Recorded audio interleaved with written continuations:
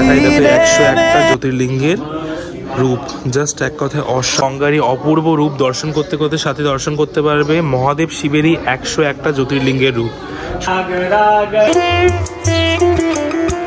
তো কেমন আছো তোমরা সবাই? আশা করি খুব ভালো আছো। বং ফেস্টিভ্যালের আরেকটি ভিডিওতে আরেকটি ব্লগে সকলকে স্বাগত। আমি আশিস, তোমরা দেখছো বং ফেস্টিভ্যাল। সো আজকে আমরা এমন একটা মন্দিরে চলে এসেছি যেটা রয়েছে কুমারটুলি ঘাটের মানে গঙ্গার বক্ষে। আজকে আমরা চলে এসেছি 101টা নর্মদেশ্বর শিবের মন্দিরে, যেখানে শিবের 101টা জ্যোতির্লিঙ্গ রয়েছে। সত্যি কথা বলতে এই মন্দিরের ব্যাপারে অনেক শুনেছি, কিন্তু ফাইনালি আজকে আমরা চলে এসেছি, যেহেতু সামনেই নীল পুজো। সো তোমরা বেসিক্যালি যখন মন্দিরে আসছো, আমি বলবো প্রেফারেবল টাইমিং হচ্ছে সকালবেলা এসো, কারণ সকালবেলা মন্দিরে শিবের দর্শনের সাথে সাথে তোমরা এই গঙ্গারই অপূর্ব ভিউ এবং সিনারিটাও কিন্তু অবশ্যই এনজয় করতে পারবে। তো চলো বেশি বকবক না করে শুরু করা যাক। থেকে যে আকর্ষণীয় জিনিস সেটা হচ্ছে মন্দিরের গঙ্গার ঘাটটা এত সুন্দর লাগছে। সত্যি কথা বলতে আমরা সকালে এসেছি, ঘাটটা এখান থেকে এতটাই সুন্দর লাগছে, মানে জাস্ট এক কথায় সকালে যে স্নিগ্ধ প্রকৃতি, ওই প্রকৃতি কিন্তু এখান থেকে কিন্তু সুন্দরভাবে দেখা যাচ্ছে। জাস্ট রয়েছে রানী দেবেন্দ্রবালা ঘাট, এর আবার ডান পাশে রয়েছে, বাঁ পাশে রয়েছে ইন্দিরা ঘাট, বৈষ্ণোদেবী ঘাট, আর আবার এর ডান পাশে রয়েছে সর্বমঙ্গলা ঘাট, কশিপুর ফেরি ঘাট অ্যান্ড জৈন কলেজ। আর এটা বেসিক্যালি নর্থ পোর্ট হোলি স্টেশনের আন্ডারে পড়ে। পুরো দেখাই দেখো, এ পাশে দেখা যাচ্ছে মূলত কি সুন্দর স্ট্রাকচারটা হাওড়া ব্রিজের।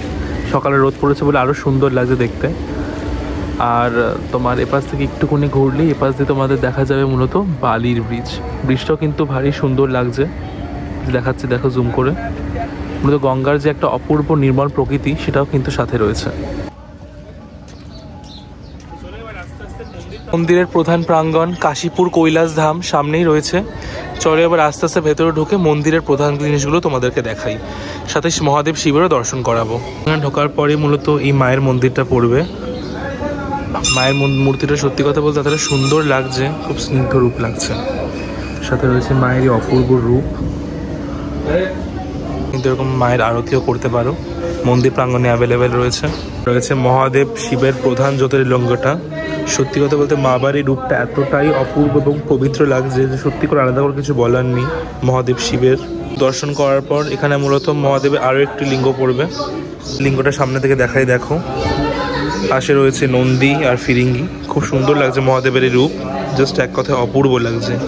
আর তার সাথে অ্যাডেড বোনাস হিসাবে রয়েছে এই গঙ্গার বক্ষের ধারে এই 101 জ্যোতির্লিঙ্গের দর্শন, জাস্ট এক কথায় অপূর্ব লাগছে।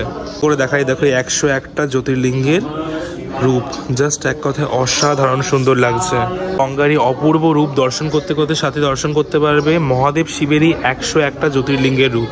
সত্যি কথা বলতে এই ভাবনাটা ভাবতেই জাস্ট এক কথায় অপূর্ব সুন্দর লাগছে। আর একটা জিনিস বলে রাখি, এই মন্দির প্রাঙ্গণের মূলত সকাল 8টার সময় খোলে আর রাত্রির 8টা অবধি মূলত ওপেন থাকে। তো তোমরা যখন তোমাদের কনভিনিয়েন্ট টাইম অনুযায়ী এখানে আসতে পারো। এখানে দেখো 12টা জ্যোতির্লিঙ্গের ছবি দেওয়া রয়েছে, যে মহাকালেশ্বর, সোমনাথ, কেদারনাথ, ভীমশঙ্কর, विश्वलेश्वर, देन रয়েছে ত্রম্বকেশ্বর, ওমকারেশ্বর, বৈদ্যনাথ, নাগেশ্বর, রামেশ্বরম, সোমনাথ, মালিকার্জুন, সমস্ত রকমের যে 12টা শিবের জ্যোতির্লিঙ্গ তার ছবিও দেওয়া রয়েছে।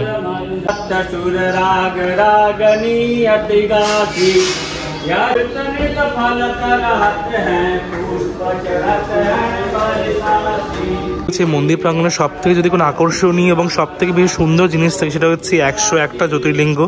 সত্যি কথা বলতে প্রত্যেকটা জ্যোতির্লিঙ্গ এখানে এত সুন্দরভাবে সুসজ্জিতভাবে রাখা রয়েছে যে সত্যি মনে হচ্ছে স্বয়ং মহাদেবের 101টা জ্যোতির্লিঙ্গ এখানে বিরাজ করছেন। তো এই অংশ থেকে জ্যোতির্লিঙ্গগুলো স্টার্ট হচ্ছে পুরো একেবারে ওই শেষ প্রান্ত অবধি। সত্যি কথা বলতে প্রত্যেকটা জ্যোতির্লিঙ্গ এখানে সুন্দরভাবে রাখা রয়েছে সুসজ্জিতভাবে। সত্যি কথা বলতে এক কথায় জাস্ট অপূর্ব লাগছে। সত্যি কথা বলতে আমি আমার লাইফে প্রথম এরকম কোনো একটা জিনিস উপলব্ধি করলাম যেখানে আমার পিছনে রয়েছে শিবের 101টা টোটাল জ্যোতির্লিঙ্গ। আর প্রত্যেকটা জ্যোতির্লিঙ্গ প্রত্যেকটা রকমের মানে মাহাত্ম্য সত্যি কথা বলতে বহন করে চলেছে। তো তোমরা বেসিক্যালি এই মন্দিরে সকাল 8টা থেকে রাত্রি 8টার মধ্যে যে কোনো সময়ের মধ্যে আসতে পারো। আর মন্দিরের প্রাঙ্গণের মধ্যে এই 101টা জ্যোতির্লিঙ্গ সত্যি কথা বলতে মন্দিরের মাহাত্ম্যটাকে অন্য রকমভাবে তুলে ধরেছে।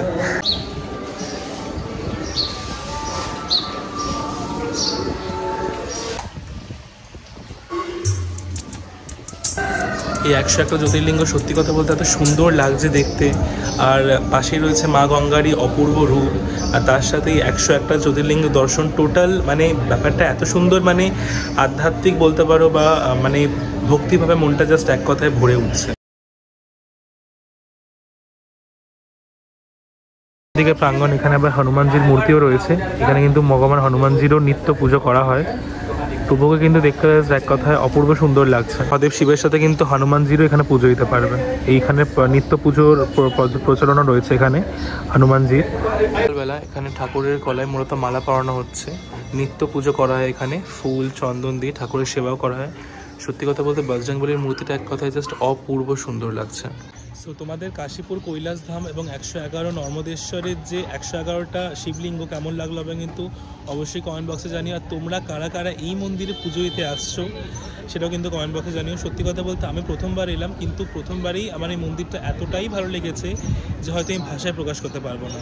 তো তোমরা চটপট এই মন্দিরে চলে আসো, ভগবান শিবের পুজো দিও, এবং তোমাদের এই মন্দিরের টোটাল ভাইবটা কেমন লাগলো সেটাও কিন্তু আমাকে অবশ্যই কমেন্ট বক্সে জানিও।